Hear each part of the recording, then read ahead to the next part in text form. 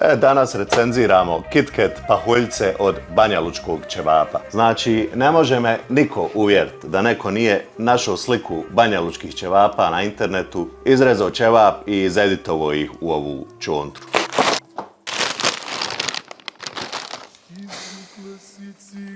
Ovo ne liči na banjalučki ćevap, tako da, ja sam vam rekao.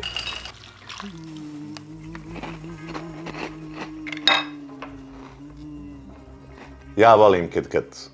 Ovo nije KitKat. Ovo je isto da je Nestle rekao nekom bodybuilderu koji doručkuje rižine krekere sa svježim sirom da napravi KitKat pahuljce, a on samouvjereno rekao da se kirajte se, napravit ću ja to. Biće zdravo i ukusno.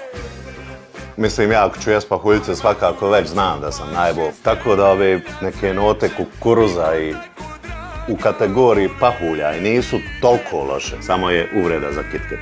Znam osjećaj ko da je whey protein koji ne mogu organski odmiksan ovu smjesu, a u biti nećemo sad vrijeđati hranu, rećemo jednostavno da se ovo meni ne sviđa. Cijena 2,5 eura, nije jeftino, nije ni krađa. Oni su rekli da se od ove kutije možeš najesti 5 do 8 puta, možeš ali u Limburgu. A ignorisat ćemo činjenicu da ja mrzim pahuljce, dat ćemo ocjenu 5,8 od 10. Držite se čokoladice.